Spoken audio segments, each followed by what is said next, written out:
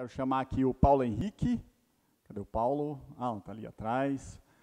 O Paulo, ele é o CEO e fundador da Cobre Fácil Online, que é uma startup de serviços financeiros criada em 2016. É um empreendedor nato, começou aos 16 anos o seu primeiro empreendimento, né? Então, tem empreendedorismo na veia. É um avião esse cara. Né? E está mostrando isso com a startup que foi criada em 2016 e já está num patamar muito, muito elevado. Então, nós vamos ter uma boa conversa aqui sobre investimentos, fintechs, né, que são startups do ramo financeiro. Espero que seja muito proveitoso para vocês. Boa noite, Paulo. Boa noite. Tá, agora tá funcionando tudo. Ô, Paulo, eu queria, para a gente situar as pessoas aqui, me conta um pouco dessa sua história de empreendedorismo, porque eu sei que você fez muita coisa, de mídia até financeiro. Toda? Bom, para dar um overview, assim, para ser bem rápido, quando eu tinha 16 anos, eu comecei a trabalhar com 13, né? E quando eu tinha 16 anos, eu montei uma loja de roupa, tal, sem saber o que era empreender e tudo mais. Então, foi uma experiência legal, porque loja, normalmente, você precisa de fluxo de caixa, e eu não entendia nem, sabia nada, né? Vendia achando que depois ia... Né? Vendia em 3 pagamentos, como que eu vou, né, trazer material depois?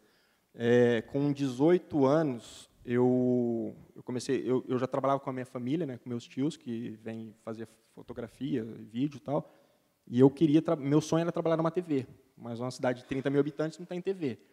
E aí eu tinha uma produtora... Que cidade que é? Desculpa. Santa Fé do Sul. Santa Fé do Sul. E aí eu tinha uma produtora lá com ele e tal, falei, cara, eu preciso montar uma TV e tal. Eu fui para São Paulo, comprei um transmissor pirata e montei uma TV. Aí a Polícia Federal foi lá, fechou, tal, foi bem legal. Já foi um MVP, né? Porque como não montar uma TV pirata? Quer dizer, quase você não estava aqui. E assim, aí fechou, só que foi muito legal, porque assim, eu sempre gostei de fazer coisas que gerassem impacto, né? E aí a cidade inteira ficou sabendo, aquele negócio todo. E eu fui, mas como que eu não posso montar uma TV? Eu vou atrás de uma TV. Fui para Três Lagoas, tentar, porque eu sabia que tinha uma afiliada da TV Cultura. Cheguei no cara e falei, mas como você quer montar uma TV? Né, tem todo o processo, legal. Aí ele falou assim, eu vou lá ver o que você fez. Aí ele veio, e quando ele viu a estrutura que a gente tinha montado na TV, falou, cara, vai lá cuidar da minha TV. Eu fui, com 21 anos, né, isso. Aí eu fui ser diretor da TV, tinha lá o cara que iniciou a TV, ele tinha 42 anos, tipo, eu sendo com 21, que experiência que eu tinha de liderar? Nenhuma, né? Tipo, vamos fazer. Foi muito legal, assim, foi uma experiência muito boa. Depois eu fui para a SBT, em Campo Grande, fiquei um tempo, voltei para um grupo de comunicação, e nesse grupo de comunicação eu saí, né, mas eu sempre falei assim, eu preciso empreender, eu preciso fazer um negócio que é meu, assim. E nesse grupo a gente teve uma oportunidade de participar de uma concorrência da Steel, que é uma multinacional alemã, tal, para fazer uma campanha. E aí o dono, mas a gente não é agência, eu falei, mas vamos lá fazer, tal. Aí nós fizemos e nós ganhamos. E aí a Steel falou, monta sua agência que a conta é sua. Legal, beleza. Fui atender o Centro-Oeste inteiro com a Steel e foi uma baita experiência, assim, trabalhar com a multinacional, deu muito crivo, sabe? E aí, nesse momento, eu comecei a gostar de tecnologia, porque eu precisava contratar tecnologia para a agência e tal. E aí foi aonde eu tive vários... Aí tive assim, montei a banca do ingresso, que é uma bilheteria, uma tiqueteira, existe até hoje, né, é de um amigo meu. Depois aí o que aconteceu? Aí eu fiz uma grande cagada, assim, né? Acho que todo mundo faz, várias, né? Eu fiz várias. Aí eu entrei na onda de política, fui montar um veículo de comunicação e fui política. Esse resumo da história, eu fiquei devendo mais de 140 mil reais, a empresa quebrou, assim, tipo, não tinha como eu fazer mais nada.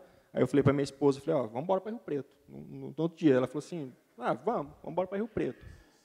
Não tem o que fazer, né? Receber não vai mais. E a gente tinha só uma reserva. Aí eu falei, o que nós vamos fazer lá? Eu falei, não sei, vamos descobrir lá. E ela topa tudo, vamos embora.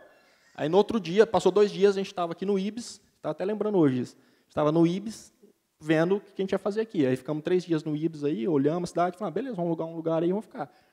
Nós alugamos, e aí que nós vamos fazer? Aí eu conheci um pessoal, falei, vamos montar uma etiqueteira de novo. Etiqueteira dá dinheiro, vamos montar uma etiqueteira. Procurei um amigo meu, vamos. Só que o que nós vamos fazer com a etiqueteira? Vamos fazer futebol. Tá bom. Quem? Vamos lá falar com o Neymar, né?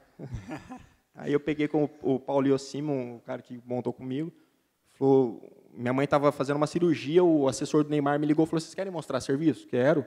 Então vem fazer a inauguração do Instituto Neymar. Vocês têm catraca? Eu falei, opa, você tem? Tem tudo. O que você quiser. Não tinha nada. Não tinha nem sistema, né? Tá bom, tem um mês para fazer isso. Nós fizemos. Aluguei catraca do Rio de Janeiro, virou um trupé. Peguei dinheiro emprestado e fizemos a inauguração e tal.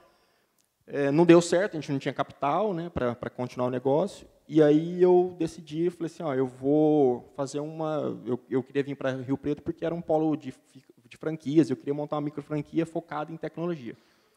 Pensei em desenvolver uma plataforma de aplicativo para celular, para franquear. Nesse momento, eu queria cobrar, que seria o Cobre e Faz. Tal. Aí eu falei, e agora? Eu não sou programador, tal, lá vai eu no Facebook. Programador, encontrei Emiliane. Emiliane, tem essa ideia aqui, o que você acha? Ela só falou assim, bora. Encontrou alguém parecido. Estamos hoje aqui. Entendeu? Então, foi a história, assim, bem resumida, né? Se a gente for detalhar, tem muito chão aí. Aí, depois veio a Cobre Fácil, A Cobre Fácil nasceu para ser um produto da GoDeveloper, que a gente ia desenvolver aplicativo e vender através de microfranquias, e a gente ia entregar a solução da Cobre Fácil para o franqueado cobrar os clientes. Né? Só que aí a plataforma não saiu, de aplicativo não saiu, e o Cobre Fácil começou a despontar. Conta então um pouco da história da Cobre Fácil, como que ela chegou até esse momento. Nós nascemos em março de 2016, né? A gente registrou o domínio em março de 2016. A gente precisava lançar a primeira versão, aí a Emiliane desenvolveu isso, nós fizemos em 3 meses, né? 3 meses a primeira versão, soltamos em 3 meses, e começou, deixou lá, a gente não tinha capital para fazer nada, o negócio ficou, só que era totalmente part-time. Né? A gente não tinha como focar nisso. Então, a gente fazia outras coisas para nos manter e o Cobre Fácil ficou part-time. Em setembro de 2016, a gente foi procurado pela PayU, um pessoal da representante da PayU, que comprou a Bicast no Brasil, comprou outros, estão em 13 países hoje. E ele falou, a gente tem um interesse em investir em vocês estão fazendo um trabalho legal no mercado offline, e a gente tem interesse em conversar. Eu falei, opa, bora lá, né? Vamos conversar. E aí começou uma conversa. Na terceira conversa, eles falaram assim, nós vamos... A VP está na Colômbia, vai ter uma reunião em São Paulo e vai falar com você. Eu falei, bacana. Só que um dia antes ela mandou um e-mail pedindo mais informações, e uma das informações era assim, vocês só são boleto bancário, né? E eu falei com todo orgulho, nós somos boleto bancário.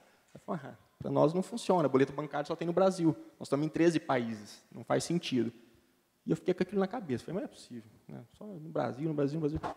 E aí, o que nós fizemos? Nós pivotamos o Cobre Fácil, falando, a gente não pode ser boleto bancário, a gente tem que ser mais que boleto bancário. E a gente começou a gerenciar invoice. Em janeiro de 2017, a gente fez isso. E aí, em maio de 2017, a gente conseguiu ficar full-time. Falar assim, agora é uma empresa, não mais um projeto, não mais... E aí, de maio para cá, as coisas aconteceram. Como que você define a Cobre Fácil hoje? Hoje, assim, nós estamos a gente chama de segundo estágio, né, que a gente já passou por validação, a gente já achou o nosso produto Market Fit.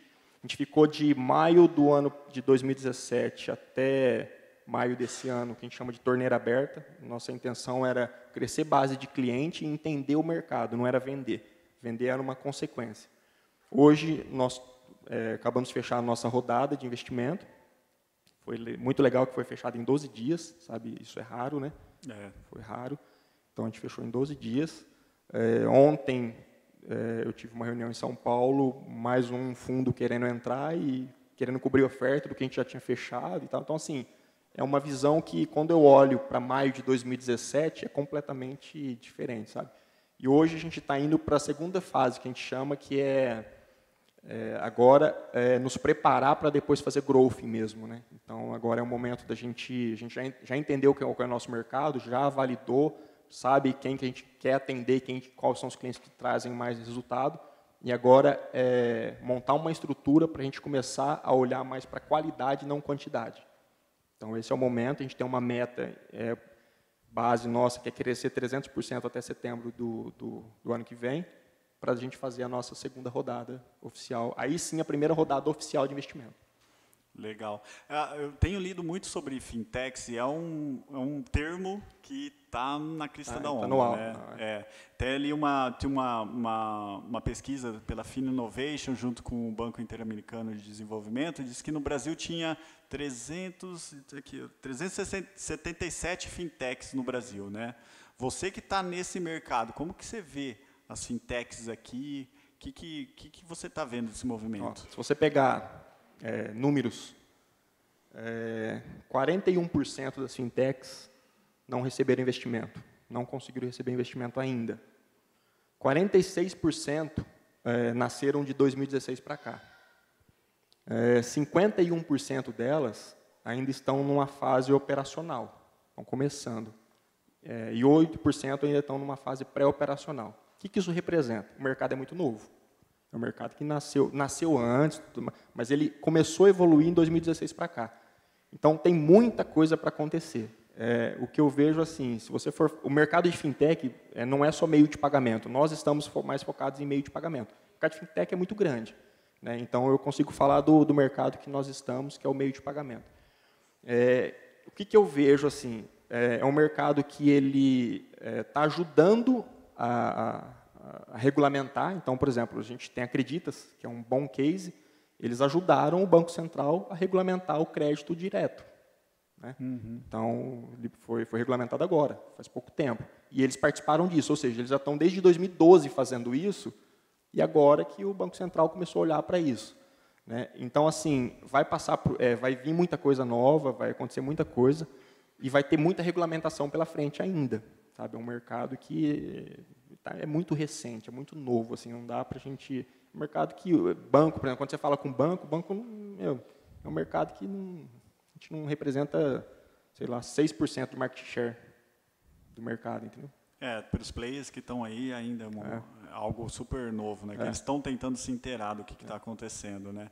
E, na sua opinião, o que falta para elas desenvolvermos aqui no Brasil mais fintechs, né? Para dar o pulo do gato aí? O que eu converso com o pessoal é assim, por ser muito novo, a gente acaba não tendo, apesar que agora está um pouco mais na moda o termo fintech, então facilita um pouco mais a captação de investimento, mas ainda é muito restrito o investimento.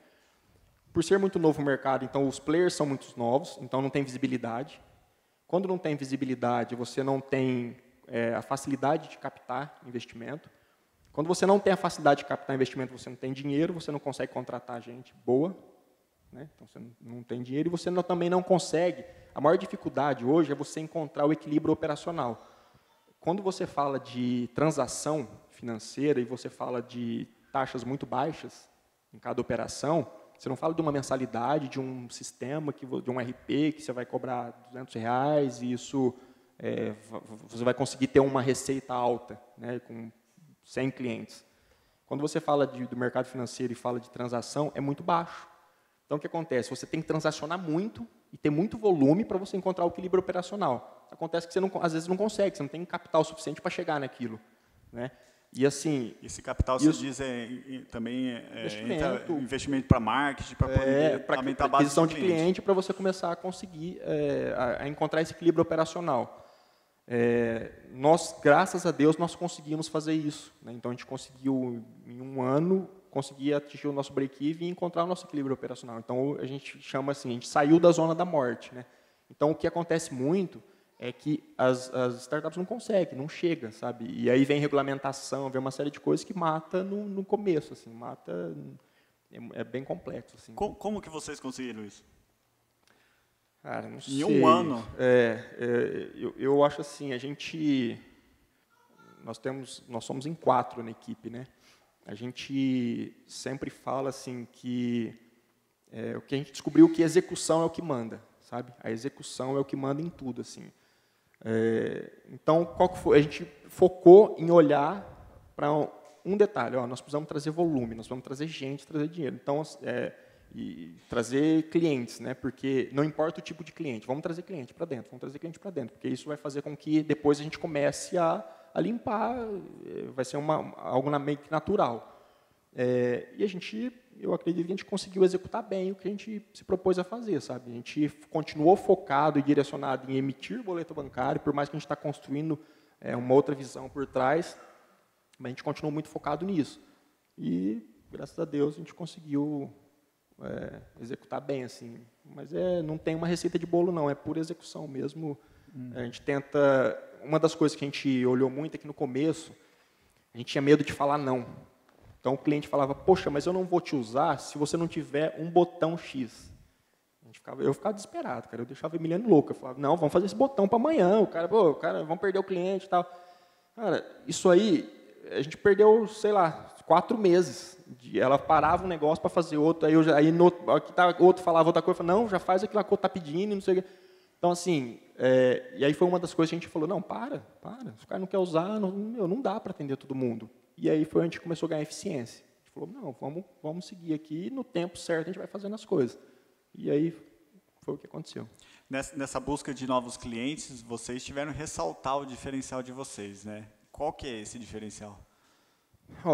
A gente é muito simples, é muito fácil. A gente fez uma pesquisa em fevereiro para março, 98% dos nossos clientes enxergaram facilidade. Uma das coisas que eu acho que é mais complicado assim é muito fácil você criar algo complexo, né? E é muito difícil você criar algo fácil. Sim. E a gente conseguiu fazer isso bem, sabe? Assim, a gente falava assim, o cara não pode clicar muitas vezes. Então, o que a gente começou a fazer? A gente começou a pensar mais ao invés de executar. Então, antes de a gente criar algo, a gente pensava mais, sabe? Eu brinco com a Emiliane que era assim, deixa eu ver as telinhas, né? Vamos ver telinha. A gente tinha que olhar e testava. Então, assim, isso faz com que a gente conseguiu escalar sem ter um time muito grande. Porque quando você tem um produto muito complexo, você traz uma carga muito grande no suporte. O cara entra, você não consegue fazer nada orgânico. Porque o cara entra, o jeito que ele entra, ele sai. Porque ele não consegue entender, você não tem atendimento, você não consegue dar escala. E o nosso foi totalmente orgânico, assim, o cara entra, faz, manda o documento, valida, emite, sem ter interferência nenhuma nossa. No máximo, quando ele tem uma dúvida, ele entra no chat, pergunta, a gente responde na hora, acabou o problema ali. A gente tomou uma decisão muito assertiva, assim, nessa fase, foi de não ter telefone. Imagina se eu tenho que atender 5 clientes com telefone, eu precisava ter 5 pessoas ao mesmo tempo, no chat eu já consigo, entendeu? Já consigo fazer isso. A gente coloca o chat nosso dentro da plataforma, então o cliente está com um problema ali e ele tem alguma coisa para ele tem uma dúvida, ele já pergunta ali na hora e a gente já resolve. Então, essas coisas foi trazendo um pouco de eficiência e a gente conseguiu escalar mais rápido. Você falou do fazer o simples, mas é muito difícil para o próprio empreendedor ver o simples, entender o que é o simples, né? Às vezes ele acha que está fazendo o simples, mas para o cliente não. Como que vocês adotam algum procedimento? Como que vocês fazem para acertar em cheio no que é esse simples? Eu acho que é meio que intuitivo, assim, sabe? Eu até fui uma vez falar como a gente pensa produto, porque o pessoal sempre pergunta isso, assim, como vocês pensam um produto? Eu tenho na minha cabeça assim, algo meio louco que eu inventei, que eu criei, assim, que a gente chama de embalagem, né? É a forma que a gente embala. Então, assim, a gente pensa, e muitas vezes você pensa assim, eu estou fazendo um produto, quem que é o cliente? Quem que é meu cliente? O cara que está usando, tá bom. Mas para onde você vai entregar valor? Não é só para ele, é para o cliente do cliente. Então, você imagina o seguinte, se eu crio algo que eu emito um boleto para você, que meu cliente é você tem que cobrar alguém. Você emite um boleto para essa pessoa, ela tem dificuldade para fazer uma segunda via e não te paga, você fala, o sistema é uma bosta, porque o meu cliente não consegue me pagar. Só que se ele tem uma boa experiência e ele olha para você emitir, ele não te incomoda e fala, cara, foi muito fácil, eu precisei fazer uma segunda via, eu já estava lá, tal. O que acontece? Ele transfere o valor para você e você enxerga o valor no sistema, sabe, no produto que você está usando. Então, a gente olha muito para isso. A gente olha para o cliente, mas a gente olha para o cliente do nosso cliente. como que a gente fica, como que a gente pode facilitar ainda mais? Como que a gente pode trazer coisa nova, mas para o cliente? Porque se a gente conseguir entregar para o cliente do cliente, ele vai transferir valor, que vai enxergar valor, que é mais ou menos assim que a gente pensa. Pensar na ponta da cadeia. Pensar lá na ponta de quem está usando. Não adianta você entregar só uma experiência, porque no final das contas, a gente entendeu que o nosso cliente ele quer receber. Ele não quer emitir boleto, ele quer receber, cara. Entendeu? Então, assim, se você é um dificultado, você está se propondo a emitir um boleto ou cobrar via cartão, sei lá, e você tem o cliente do cliente dele não está conseguindo pagar por algum motivo, e esse motivo é sistêmico, ou é de usabilidade, alguma coisa nesse sentido, você não está entregando o que você está se comprometendo a entregar. Então, vai ter uma fricção em algum momento. E agora vocês estão indo além do boleto, né? Vocês estão abrindo o Cobre Fácil Conta. Sim. Né? Na minha visão, vocês estão já entrando numa seara de briga de cachorro grande, que aí entra muito com banco, tudo, né? Qual que é a estratégia de vocês para entrar nesse mercado? Claro, se protegendo dessa concorrência que são as maiores empresas do país. Eu sempre falo, eu acho que a gente já nasceu nesse meio, né? Muita gente fala assim, mas quem que é seu concorrente? Qual que é a outra fintech que é seu concorrente? O mercado é muito grande e eu não entendo que uma fintech é a nossa concorrente. Eu entendo que o banco, sim, é o nosso concorrente. Sabe? A gente tem que se unir e as fintechs, se tiver uma outra fintech, ela está me ajudando a educar o mercado. Tá? Ela está trazendo uma nova experiência, legal, bacana, e está tirando esse cara do banco também. Né? Então, a gente já nasceu concorrendo com o banco. O que a gente vê assim, o Cobre Fácil Conta, e aí é uma estratégia para a gente conseguir fazer com que isso aconteça, é que o primeiro passo nosso é atender quem é nosso cliente. A gente não se propôs, porque assim, quando você vai falar de conta, de wallets digitais e tudo mais, o valor entregue é o mesmo. Se você abrir conta em 10 bancos, o valor que ele entrega é o mesmo. Então, você pega lá, qualquer wallet, ele te entrega um cartão, te entrega um pagamento de conta, te entrega transferência, o serviço é o mesmo, e todos esses serviços são commodities, não tem diferencial nenhum nele, né? A não ser a experiência que você tem.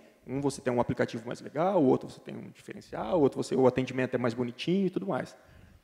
Quando nós nos posicionamos para entrar nisso, a primeira coisa que a gente olhou foi, nós não queremos ser um banco. Então, isso já tira essa posição de falar, eu vou concorrer com o banco. Não, eu não quero ser um banco. Eu quero que meu cliente atinja a nossa missão. Qual que é a nossa missão? Facilitar o processo de cobrança.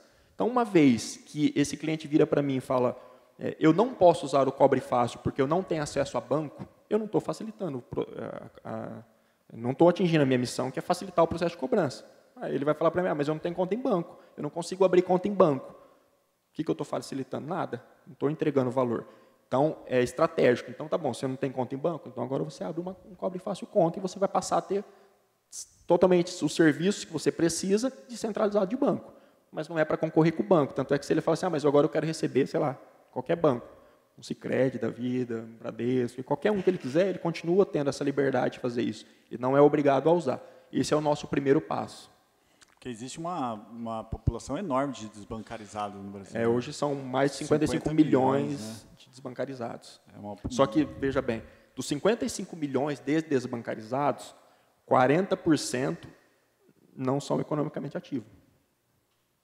Então, metade, quase um pouco mais de metade. O pessoal bate muito nisso, mas é metade disso. Os bancos em si, eles veem vocês e outras fintechs como concorrentes. Eu pergunto isso porque surgiu no Nubank, Conta Azul, que foram os primeiros grandes assim, e chamaram muita atenção das empresas do mercado financeiro. Algumas empresas resolveram incubar startups, dar chance dessas startups nascerem dentro delas, como o Itaú e o Cubo lá em São Paulo. Outras adquiriram. Então, tem uma estratégia de adquirir startups, o Bradesco, por exemplo. Né? Como que você está vendo a reação desses bancos aí? A gente foi chamado agora pelo C6 Bank, não sei se você já ouviu falar do C6 Bank.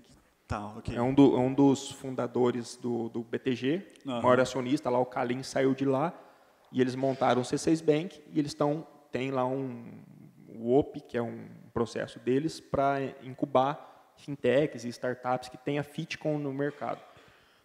Qual que é o movimento que os bancos estão tendo em relação a isso? banco não está preocupado. Quando você vai a fundo conversar com o banco não está preocupado. Eles têm dinheiro. Olha que você quer mais que a XP.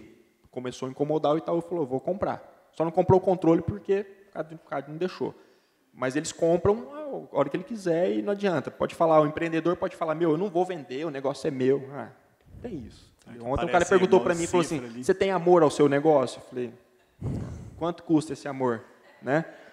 É bem isso. E o banco tem dinheiro a rodo, sabe? A rodo.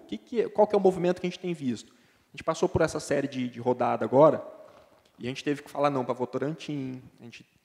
E aí a gente percebeu que 3 fundos de investimento tinham Votorantim como acionista. Então, o que acontece? Os caras vão lá, qual que é a melhor forma dele enxergar o que você está fazendo? Deixa eu ver, eu quero investir em você. Você abre tudo para ele. Você abre tudo, eu quero investir. Eles conhecem toda a sua operação e falam, tá bom, vou te dar 1 milhão aqui, vou ficar te assistindo. No momento certo, eu vou ficar te assistindo o que você está fazendo. Só que, por outro lado, eles estão entendendo que, cada vez mais, o atendimento ao cliente é caro, a agência e tudo mais é caro, e eles estão vendo que, na Europa e na Ásia, já é realidade o Open Bank, que nada mais é que APIs abertas para você usar a infraestrutura do banco. Esse movimento começou no Brasil já, não é regulamentado ainda, não existe uma regulamentação específica, mas o Banco Central já está olhando para isso. E o que vai acontecer? Os bancos vão começar a encostar, já estão fazendo isso, e vão ser parceiros. Né? Não adianta achar que vai brigar, não tem isso. Vai ser parceiro, vai falar assim, está aqui a minha plataforma, está aqui a minha infraestrutura financeira, usa como você achar melhor. E as fintechs vão começar a entregar uma melhor experiência para o usuário. E o que eu acredito muito? O que vai permanecer em relação à fintech? É quem tiver soluções nichadas, sabe? Então, por exemplo, o banco já entrega um todo. O banco o banco é bem assim, genérico, né? Se você for lá abrir uma conta, é a mesma conta para o outro, a mesma conta para o outro, não tem um serviço muito específico. As fintechs se propõem a resolver problemas bem específicos, né?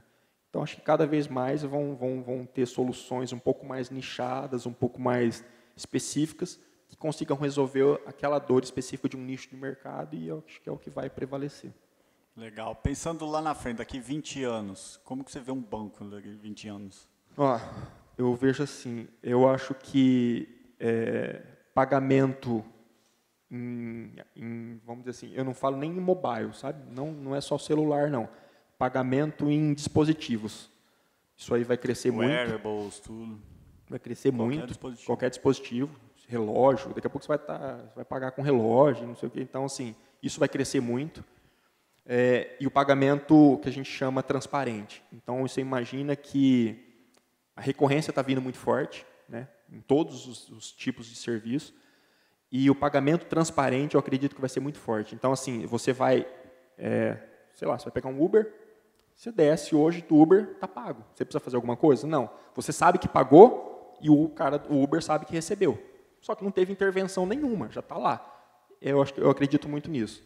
Vai ter muito pagamento transparente, sabe? Você vai pagar sem ter uma ação de pagar e o recebedor vai conseguir receber sem ter uma ação de precisa colocar alguma coisa. E o restante vai ser muito aparelho, assim. E eu acredito muito que a moeda vai sumir.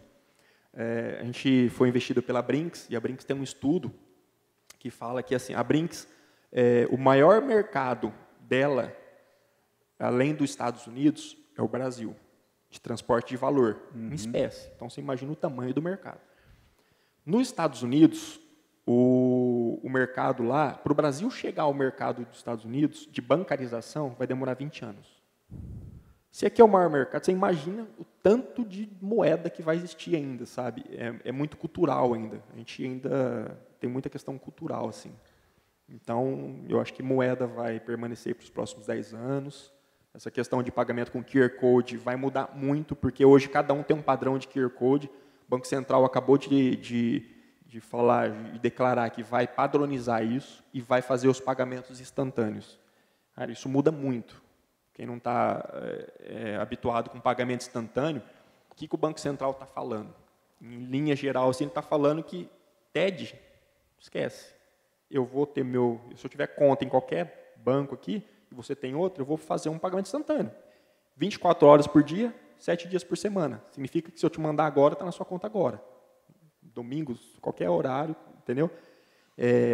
Só que aí vem outro caso, né? Os bancos de 2015 para 2017 cresceram 8,65% em serviços. Serviços e 20% desse faturamento que eles cresceram, que aumentaram o valor de serviço, 20% é tarifas. E tarifas vêm de onde? TED, boleto, uma série de coisas. Então, assim, vai ter uma briga grande ainda em cima disso. Acho que tem muito lobby por trás, tal. Mas pode mudar o mercado. Às vezes uma regulamentação dessa, cara, muda tudo. Acabou com o boleto, acabou com tudo. Você vai falar, eu tenho um QR Code qualquer um, eu vou te pagar e não preciso de mais nada. Tem que buscar outras formas de receita. Buscar outras formas. Legal. Você falou do aporte da Brinks, né? Da Brinks é a primeira experiência de aceleração que vocês estão tendo, né? Me conta um pouco disso. A gente sempre, o ano passado, a gente inscreveu em bastante aceleradoras, a gente passou em algumas. A gente sempre tinha uma visão assim, que dependendo do tipo de processo de aceleração, dependendo da aceleradora e dependendo do momento que você está para esse processo, a aceleradora ela vira uma corretora. Então tem que tomar muito cuidado com isso. Em que sentido? Porque ela te prepara para te vender. Se você tem uma aceleradora que ela pega equity, ela fala assim, eu vou ficar com 8% do seu negócio. Você pode olhar todo o processo dela. Primeiro que o processo é genérico, é igual para todo mundo. Segundo, que ela vai falar assim, então você vem aqui, eu vou te fazer persona, canvas, não sei o quê, produto marketing, vou te treinar seu pitch, porque depois nós vamos te vender para um fundo. É isso. Em linhas gerais é isso. Então, para mim, isso é corretora. Eu vou te comprar para depois te vender. E a gente foi muito pé no chão em relação a isso. A gente falou, não, a gente já está validado, a gente já sabe qual é o nosso mercado, nós não vamos fazer isso. O que nós vamos fazer? E a gente começou a olhar. Só que isso assim, não que eu sou contra a aceleradora, tá? Depende o momento e depende o tipo de negócio, e qual tipo de acelerador, que tipo de programa. Quando a gente passou, a aceleradora que a gente foi a Liga Ventures. Quando a gente foi convidados, pra você ter uma ideia, nós não nos inscrevemos, a gente foi convidados a participar do programa. Quando a gente falou, poxa, que legal, o que veio na cabeça? Primeira pergunta, a aceleradora fica com equity? Não. Segundo, quem é o nosso sócio? É a Brinks. Ah, mudou. Então, o nosso contrato é com a Brinks, não é com a aceleradora. Então, tá bom. A Brinks, qual que é o interesse da Brinks? Fazer negócio, gerar negócio. Então, não é vender. Então, tá bom. Então, aí foi onde a gente passou por isso. O processo de aceleração em si, para a gente, trouxe algumas coisas legais de cultura, como você vê e aplicar a cultura dentro da empresa. Só que as melhores mentorias foram de pessoas que já passaram. Então, a gente teve mentoria com o pessoal do Facebook, a gente teve mentoria com N fundadores de Moip, enfim, vários. Até o dia que a gente estava no Moip, o cara do CEO do Moip falou, nós vamos virar o Cobre Fácil. Aí eu ainda brinquei, falei, vocês vão virar o Cobre Fácil com dinheiro, então, né? Porque o Moip tem muito dinheiro. E que eles estão descendo para o mercado offline, que já estão entendendo que é um mercado que tem demanda. Então, isso foi legal. A gente participar de mentorias de gente que passou e tem experiência. O processo em si era o mesmo para todas, só que a gente estava com outras startups que não tinha nem achado o produto Market Fit ainda. Então, para nós, o processo em si não trouxe nenhuma relevância, a não ser as conexões que a gente aproveitou. Então, foi mais questão de conexão. E com a Brinks, a gente sabe que vai ter o momento certo de a gente usar eles. Então, foi legal é legal você ter uma marca, estão mais de 140 países, então para a gente é muito importante, mas se não fosse isso, a gente não teria passado por processo de aceleração, a gente não teria ido. É a escolha mesmo desse foi uma decisão nossa, porque assim, mas a gente já tinha um momento de validação, e a gente já tinha validado, a gente só precisava, agora era uma fase de vamos pôr grana para trazer cliente, a gente já sabe quem a gente quer atingir, a gente não precisa mais desenhar persona, tanto é que uma das coisas que a própria aceleradora falou, vocês têm um roadmap tão definido que não tem o que fazer, não tem o que mexer. Está aí, só executar, entendeu? Então, para a gente, mas era momento nosso, a gente já tinha apanhado bastante para chegar nesse momento. Vocês estiveram e estão tendo muitas conversas com investidores, né? Me conta um pouco de algumas experiências, o que você já ganhou de mais importante nessas conversas, o que foi cilada, Bom, vou começar no primeiro investimento que a gente fez, que é legal. Quando a gente foi, o Cobre Fácil foi nascer, eu tive um investidor, uma pessoa física, tal. A primeira coisa lá no começo. Bem no comecinho, na época da Godeverb ainda tal. Tá. A primeira coisa que ele falou para mim, falou assim, eu vou pôr o dinheiro na empresa, tal. você não tem salário. Eu falei, não tem salário. Tá bom. Eu vou fazer o quê? Né? Fazer como? Eu falei, não tem salário. Eu vou pôr dinheiro na empresa, eu não posso pôr dinheiro para você. Tá? Eu falei, tá bom. Óbvio que eu tinha que fazer alguma coisa, como que eu vou sobreviver? E eu, na época, eu topei. Então, foi meu primeiro erro. Porque nada mais mesmo você tendo cotas da empresa, você é um funcionário da empresa. Você está trabalhando pela empresa e você não muda nada, você tem que trabalhar. O que eu fiz? Eu passei um período tentando adequar isso. Né? Não deu certo, óbvio, e eu tive que fazer outras coisas para as coisas continuarem caminhando. E houve um atrito, porque você não tem dedicação. Lógico, não tem dedicação, não vou ter nunca, não tem como. Então, esse foi meu primeiro erro. Eu saí dessa brincadeira com uma dívida de R$250 mil. Porque eu tive que chegar na minha opinião e falar assim, ou você fica ou eu fico. Então você me paga mais 3 vezes o que eu coloquei. Eu assumo o compromisso de pagar e pago, mas você sai. Tá bom, saiu. Então, Isso era formalizado, contrato, coisa assim? Depois foi formalizado. Tá. Foi um outro erro que eu vou te contar agora. Aí, nesse momento, depois a gente já tinha passado por essa fase da PIU, a gente já tinha descoberto e tal, até então a gente estava totalmente assim, orgânico mesmo, sabe? E vai. E tem um detalhe que nós estamos no mercado financeiro. O mercado financeiro é credibilidade. Então, você imagina você fazer uma cobrança, seu dinheiro está no Cobre Fácil, e no outro dia você entrar lá, Paulo não tem dinheiro, não pagou o servidor caiu, você olha e fala, cadê meu dinheiro? Você nunca, cara, acabou a empresa. Então, o que eu fiz? Eu parei de pagar carro, parei de pagar aluguel, parei de tudo e fui entrando em mais dívida para manter a empresa, porque eu acreditava muito na empresa. Foi uma fase bem complicada, assim, que foi esse período. Quando chegou em janeiro, né, que a gente já tinha entendido que a gente precisava pivotar e tudo mais, eu recebi eu estava atrás de investidor e fui buscar investimento aqui em Rio Preto. Eu estava em Rio Preto, fui buscar investimento em Rio Preto. Foi muito engraçado. Tinha um grupo de empresários daqui de Rio Preto, de tecnologia, de empresas grandes, e falou, não, vamos olhar isso aí, vamos olhar. Beleza. Aí, primeira coisa, assina uma carta de intenções. Puta, a carta tinha 20 páginas. Caraca, tá bom, beleza. Você não pode fazer nada durante 3 meses. Tá bom. Nós vamos fazer uma due diligence aí e vamos colocar um consultor aí. Eu tive contato com o pessoal uma vez, no primeiro dia que eles foram lá. Depois eles colocaram o consultor e o consultor começou a fazer planejamento estratégico. Cara, planejamento estratégico para 5 anos. Tá bom. Análise SWOT, não sei o quê, força aí, né? Aquele monte de coisa, tá bom. PL, não, dinheiro e né? Aquele negócio todo. Tá bom. Aí passaram 3 meses e o consultor, cara, beleza, eles vão colocar dinheiro, nossa, tá tudo certo. Chegou um domingo, foi um domingo que eles me chamaram, né? Foi um domingo. Chegou um domingo e falou, tem reunião com os investidores. Tá bom. Fui lá, nunca mais tive contato, sentou numa mesa, aí eu falei, legal, eu falei, nossa, agora vamos assinar o cheque, né? Fez café da manhã, um monte de coisa. Legal.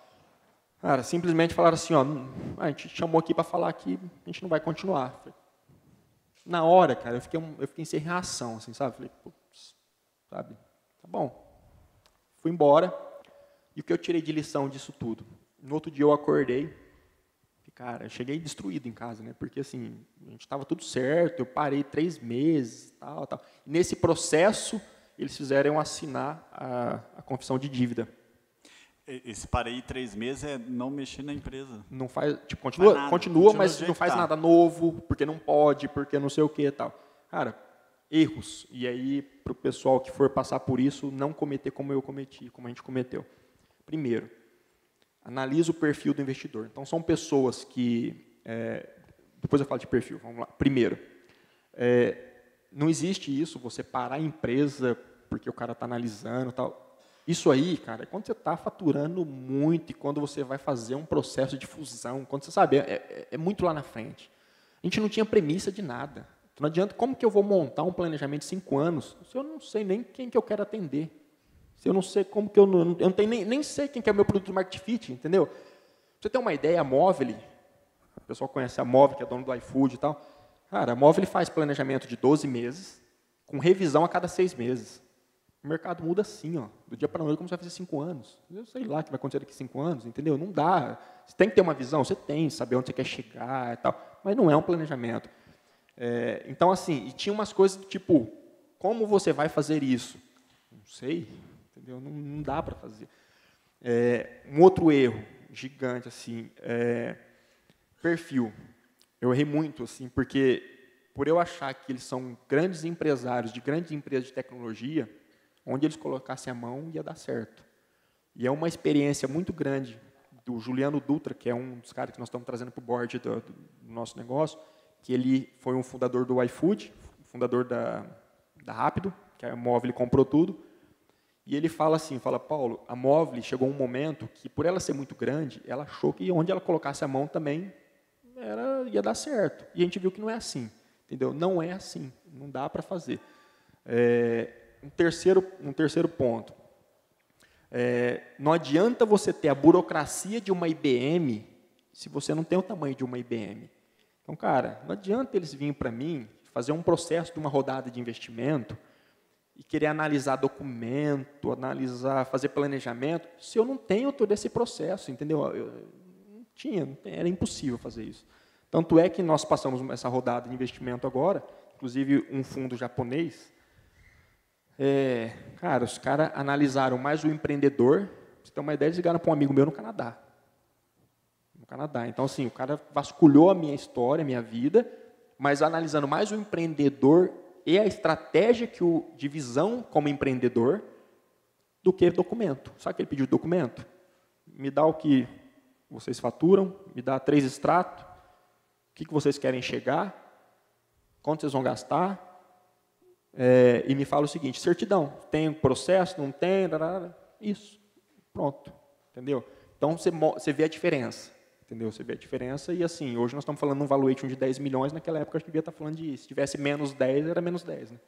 Então, não dá para ter essa burocracia toda quando você está começando, entendeu? Então, é muito importante analisar o perfil de quem já está buscando. Isso é uma coisa de maturidade de mercado, por exemplo, é um fundo japonês, uma economia bem mais desenvolvida do que a nossa.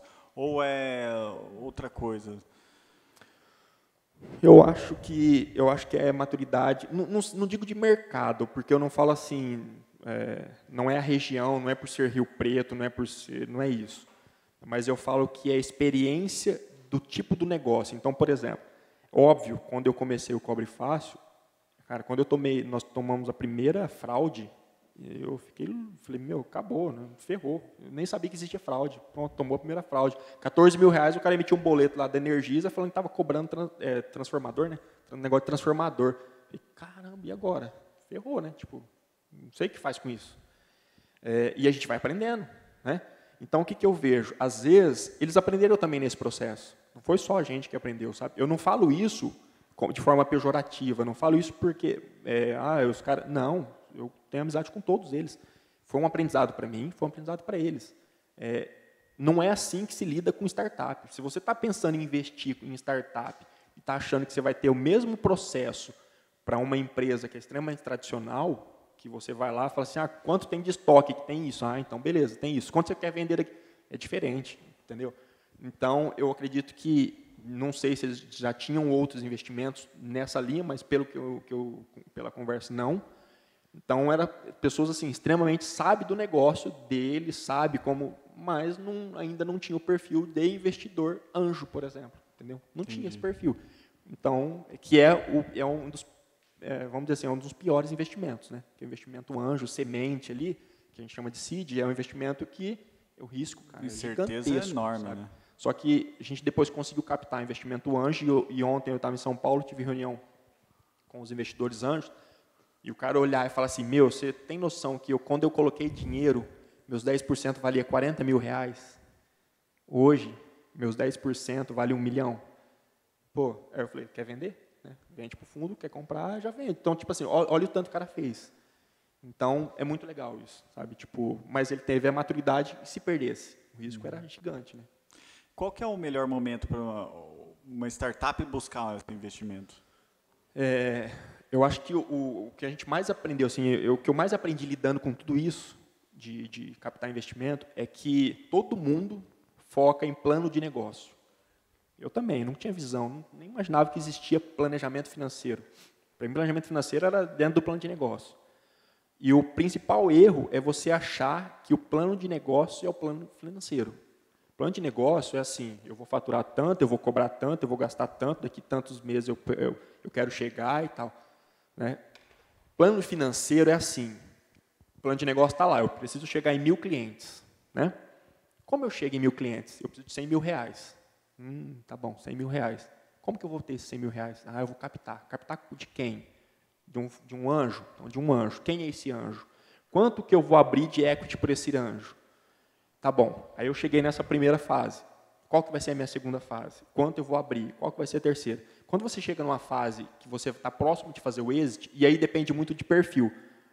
Se você quer fazer o exit, se você quer ficar com o negócio para o resto da vida, o que você pensa, o que você imagina? Se você quer ficar com o negócio para o resto da vida, você pode ir diluindo mais e você vai continuar.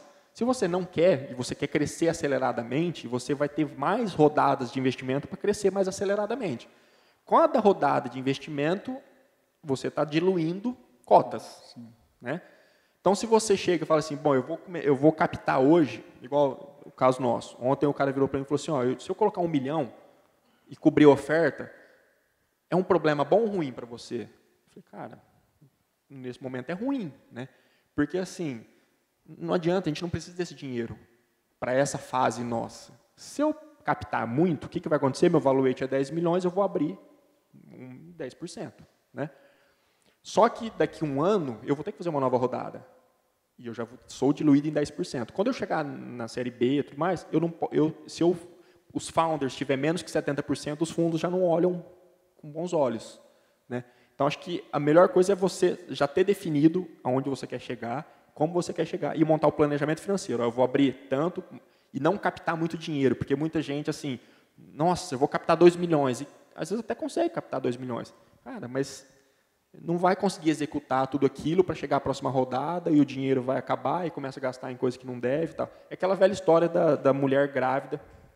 Uma mulher demora 9 meses para ter um nenê. Se você tiver dinheiro e pegar 9 mulheres, vai nascer um neném em 1 mês? Não vai. Então não adianta, tem coisa que tem que ser no seu devido tempo. Né? Não vai acontecer. E é assim que funciona. E nós fizemos isso. Nós colocamos, em um ano, a gente tem uma meta de crescer para a gente depois fazer o segundo e o terceiro. E graças a Deus a gente tem acertado, né, nessas etapas aí. O que você olha no perfil do investidor na hora de escolher? Hoje, assim, antes eu não olhava nada, né? Porque eu estava tão ferrado que eu falava, Era vai, só o dinheiro. põe aí. Hoje, eu já pode ter esse luxo. A gente estava até brincando, eu tive uma reunião na Microsoft há 15 dias e a gente teve a oportunidade de falar não para fundos. Poxa, como que eu conseguiria falar isso há um ano atrás? Então, o que acontece? Hoje eu olho muito o perfil, assim, sabe? Então, por exemplo, alguns casos bem interessantes. Se o nosso objetivo é fazer o exit, e é o nosso objetivo, é fazer o exit, que é a saída nossa como fundador, ou vender, ou fazer fusão, né? Essa é a nossa meta. Então, eu não posso ter, por exemplo, primeira coisa, eu preciso mapear quem que são os possíveis potenciais que vão comprar meu negócio. Quem são? É um banco? Tá bom. É uma empresa grande que tem fit de mercado e vai ter sinergia com o meu negócio? Legal. Eu não posso fazer... Então, o que a gente fez? Bom, se eu tiver um banco hoje, que era o caso do Votorantim, se eu colocar o Votorantim... Opa! Se eu colocar o Votorantim lá dentro, quando eu for fazer um exit, dificilmente um outro banco vai entrar, porque eu falava, já tem um banco lá olhando, já está acompanhando o negócio, já tem estratégia, tal, então isso torna mais complexo. Então, o que a gente preferiu? Vamos pegar investimento que a gente chama isento. Né? Então, por exemplo, fundo japonês. É dinheiro de investidor japonês que está vindo, vai vir para cá, mas não tem um apelo, um vínculo com uma empresa. Entendeu? Então, a gente optou por isso. Então, a gente analisa... o perfil seria esse. Quando a gente vai trazer... Mas qual é o intuito disso? Eu não entendi direito. O intuito de pegar esse dinheiro... Isento? Isento. Porque o nosso objetivo é sair. Se eu pego, por exemplo, se eu coloco um banco para dentro, investindo, quando eu for fazer a venda, quem que são os possíveis compradores? Outros bancos? Você acha que um banco do Bradesco vai comprar um negócio que é investido pelo Votorantim? Eu falo, não, o Votorantim já conhece a estratégia do negócio, o Votorantim acompanhou vocês desde o começo. O Votorantim sabe tudo. Se eu comprar, o Votorantim e achar que o negócio é bom, o Votorantim sai, mas tem toda a estratégia. O que eu vou fazer? Eu vou mudar a estratégia? Se eu mudar a estratégia, muda a empresa. Então tem que fazer. Entendeu? Então você tem que ser o mais isento possível. Então eu não olho para banco. Então eu não vou... se o objetivo é fazer o exit, é sair. Agora, se eu tivesse o objetivo de morrer nessa empresa, eu vou aposentar aqui. Aí tudo bem, aí posso ter um banco, vai me trazer um monte de coisa, eu não tenho objetivo de saída, nada, e vamos embora. Entendeu? Então tem que definir muito bem o objetivo final, que aí isso aí é tudo no planejamento financeiro, cada etapa de investimento. Agora fiquei curioso, você falou que o objetivo é o exit. Opa! E aí o que você vai fazer depois? Eu vou embora dos Estados Unidos. Quero ir embora do Brasil. Empreender lá? Quero empreender lá. É meu sonho e a minha meta é fazer isso em 5 anos. A partir de agora? A partir de agora. Até mesmo porque a gente tem um contrato de 4 que a gente não pode sair. Entendi. Então, em 5 anos é fazer isso. Legal. Desse mercado que você está, fintechs, né, mercado financeiro, né, quais tecnologias você vê que vão ser disruptivas para esse mercado? E como que elas podem impactar? Eu acredito muito no blockchain. Eu acho que ainda é um negócio que ainda é caro. A operação é cara, né? Você tem que manter muita coisa para a operação em si, assim, ela ainda é muito cara. A gente escuta bastante o pessoal falando, ainda é um negócio caro, mas se conseguir viabilizar isso e fazer algo que fique menos oneroso, eu acredito muito. Você estava falando até aquelas transações instantâneas, eu lembrava muito do blockchain. Então, eu confesso assim, eu não sou um grande estudioso disso, não tenho muito conhecimento profundo para falar de blockchain, sabe? Eu só sei que assim ainda é algo caro, eu ainda não olho para isso porque é algo que ainda não é regulamentado e não é o nosso momento, não é o que a gente está fazendo, então eu acabo não olhando muito para isso. Mas eu acredito muito. Mas não só para essa parte financeira, né? Eu acho que o blockchain tem muita, por questão de segurança, uma série de coisas, tem muito para várias coisas, né? Tipo, você validar, às vezes, uma certidão em cartório, sei lá, tem muitas aplicações. Eu só ainda, com todo mundo que eu converso de blockchain, ainda é uma operação cara. Tem que achar um jeito de viabilizar isso. Alguma outra tecnologia também? Eu acho que a parte de inteligência artificial, acho que isso aí vai ser muito forte, sabe? Cada vez mais. O Brasil tem um problema muito de educação financeira, que a gente percebe, a gente atende o pequeno. O que a gente percebe no pequeno é muita falta de educação financeira, sabe? E isso não tem, no Brasil não tem, não adianta, você não tem isso na escola, ninguém, né, o cara vai aprendendo e tudo mais. Então, acho que a inteligência artificial já tem alguns movimentos em relação a isso. Então, por exemplo, tem um case de uma empresa que eles reduziram 25% a taxa de inadimplência das vendedoras da Boticário. Como que eles fizeram isso? Eles têm um aplicativo, um app deles lá, e eles começam a educar ela. Então, assim, não cobrar, mas educar.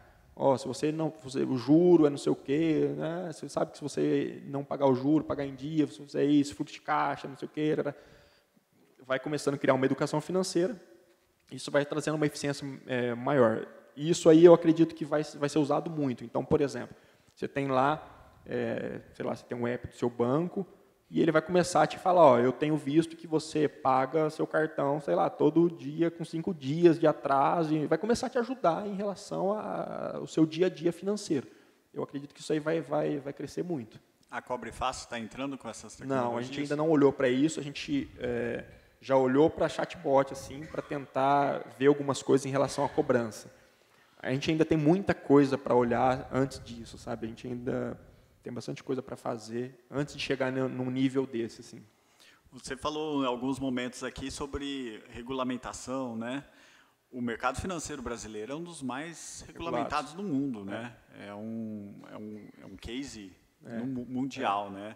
Como que você, criando uma startup, né, algo que você falou que no começo tem que fazer tudo e não é tudo certinho. Sim. Como que você teve que lidar com isso lá no começo e agora? Isso é uma estratégia nossa, desde lá, agora, e eu acredito que vai ser nos próximos 2 anos, pelo menos. A gente optou por não ser regulamentado. Então, como fazer isso? Eu vou buscar parceiro que é regulamentado. Então, por exemplo, nós estamos lançando agora, aqui, ó, primeira mão, a nossa conta, né? Mastercard e tal. Para eu fazer isso, eu processar um cartão desse, eu tenho que ser uma administradora de cartão, tem que ser uma instituição de pagamento. Cara, é um outro negócio. O que nós fizemos? Vamos procurar um parceiro que faça isso para nós, entendeu? Então, qual que é o nosso grande posicionamento? Não ser meio, não ser infraestrutura, e sim solução. Então, a gente pensa lá na ponta. Deixa que a camada de baixo, outros cuidam para a gente. Então, a gente tem a proposta de lançar a nossa maquininha, tal, a gente está fazendo isso, desenhando junto com a empresa que foi comprada pela Móvel agora, mas assim, deixa eles cuidarem disso, isso é core deles, é negócio deles. O nosso core e propósito é ser uma plataforma para entregar usabilidade para o nosso cliente e facilidade. Nós temos que entregar a solução, é pensar em cada vez mais como que a gente tem que trazer soluções diferentes para que o nosso cliente receba de uma forma diferente. Isso não é boleto. Sabe? Muita gente, mas só não, é porque o futuro, vamos dizer assim, a gente quer fazer com que você receba. Esse é o nosso objetivo principal. Se vai ser com boleto, se vai ser com cartão, se vai ser com Bitcoin, se vai ser com transferência, se vai ser com QR Code, não importa. A gente vai gerenciar uma invoice. Prova de que a PU estava tão certa nisso, quando eles procuraram a gente em 2016, a semana passada eles lançaram o PU Now, que é o Cobre Fácil. É a mesma coisa, é gerenciamento de invoice, só que eles lançaram na Índia. Se você pegar lá, você vai ver, é idêntico, assim, é bem legal. E mostra que é um mercado global, né? Tem essa necessidade, essa carência, porque o meio de pagamento vai mudar o tempo todo. É dinheiro, depois virou cartão, depois não sei o que, os wearables. Mas a gestão dos recebíveis não muda. Uhum. Mesmo que se você vai receber no dispositivo, você vai receber com QR Code, você vai receber com boleto, com cartão, qualquer meio de pagamento, você precisa receber, mas você precisa gerenciar o que você está recebendo. E você precisa lembrar a pessoa que ela tem que te pagar. Então, assim, o meio muda, o gerenciamento não. Então, nós optamos por ser gerenciamento. O meio deixa para quem quer, até mesmo porque o mercado ainda vai regular muito.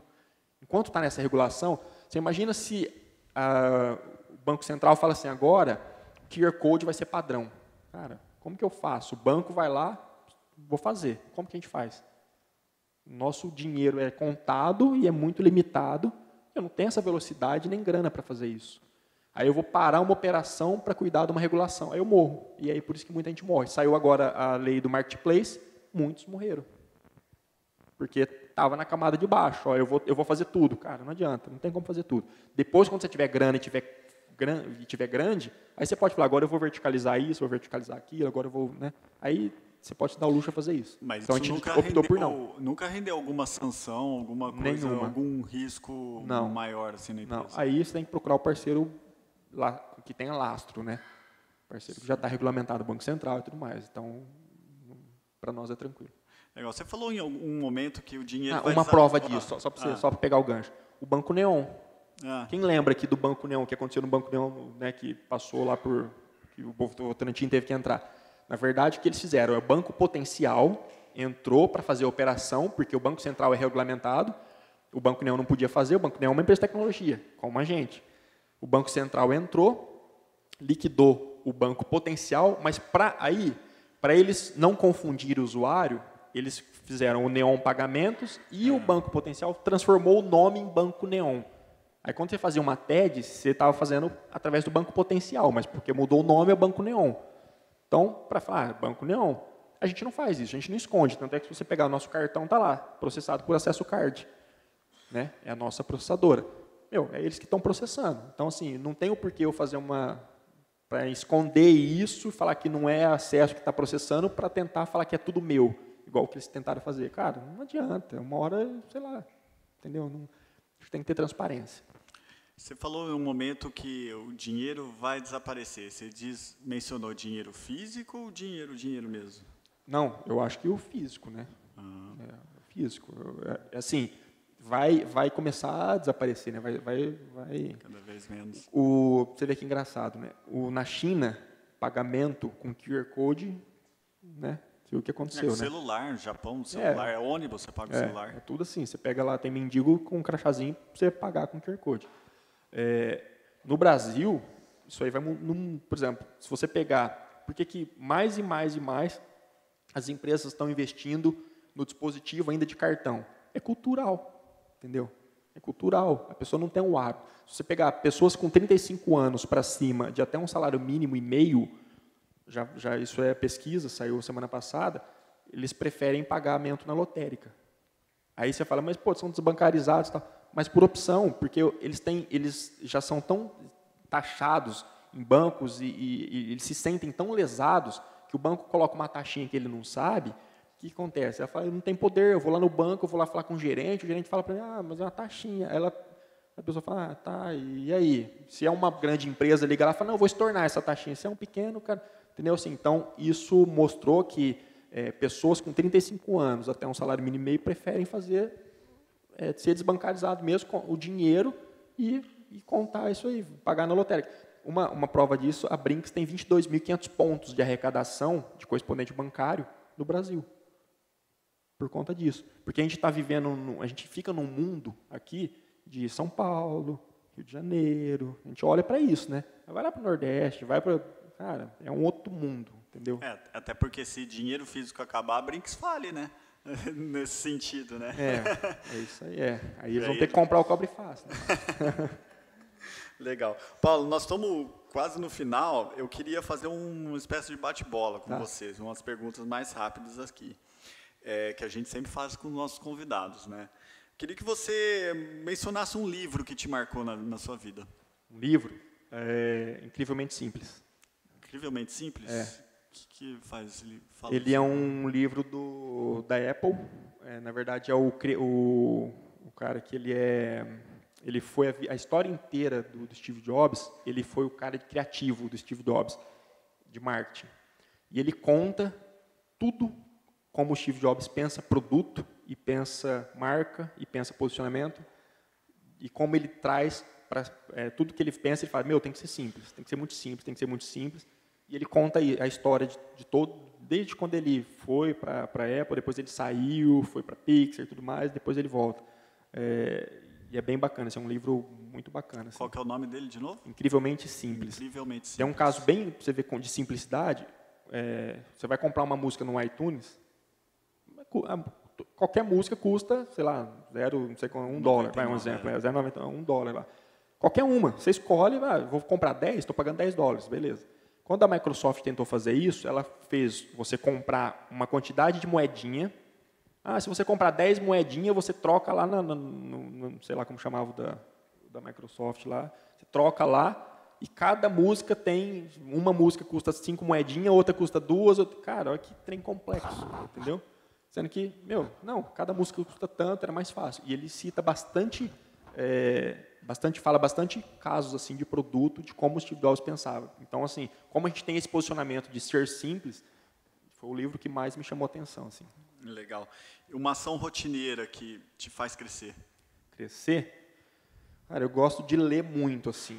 Gosto de ler muito. Então, toda vez que eu sento para conversar com alguém e eu estou numa mesa de uma reunião e com pessoas assim, cara, CEO do Buscapé, eu vejo que eu tenho conhecimento do mercado. E isso vem através da minha leitura, de buscar informação. Então, isso tem feito eu crescer muito em relação, acho que a informação é uma coisa muito importante, sabe? E eu leio de tudo, então, não é só do que está acontecendo, eu gosto de saber um pouquinho de cada coisa e eu acho que isso tem feito uma diferença grande para mim. O melhor conselho que você já recebeu? Melhor?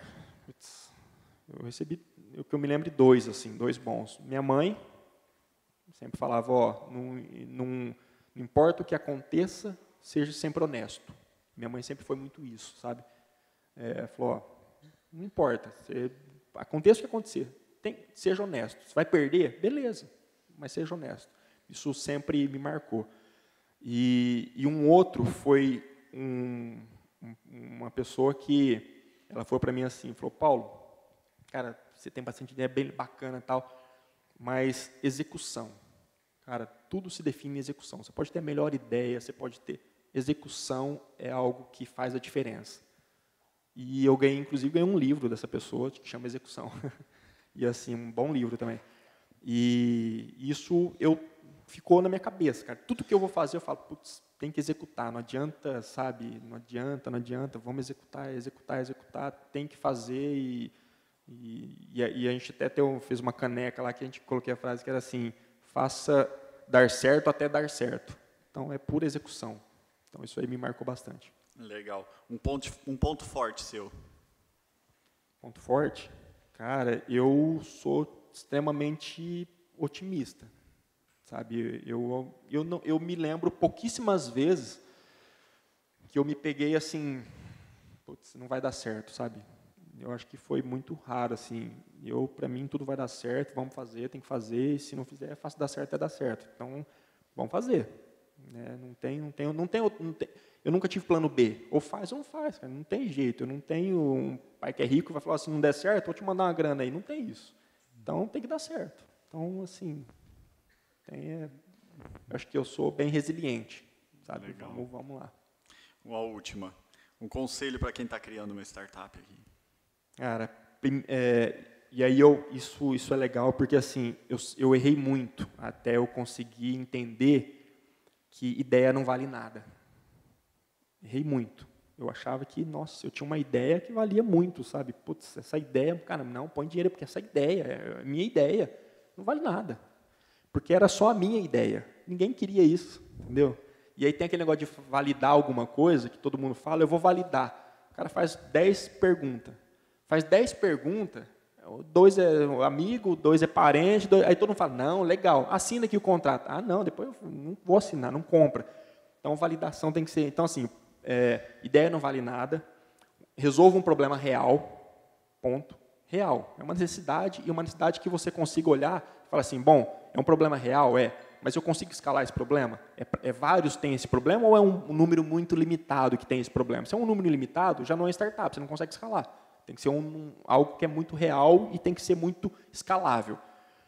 Terceiro ponto, resolva um problema por vez, sabe? Um micro problema primeiro. Não adianta, cara, se a gente falar assim, do nosso roadmap, o sonho que a gente tem de como plataforma, cara, você fala, nossa, dá para fazer muita coisa, né? E todo dia aparece uma oportunidade nova, de alguém precisando de uma necessidade nova.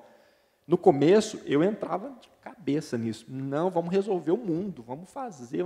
Cara, não conseguimos sair do lugar, entendeu? Então, assim, quando a gente falou, não, vamos ter foco e resolver o problema macro primeiro, aí o negócio começou a andar e, assim, eu acho que é o mais assertivo.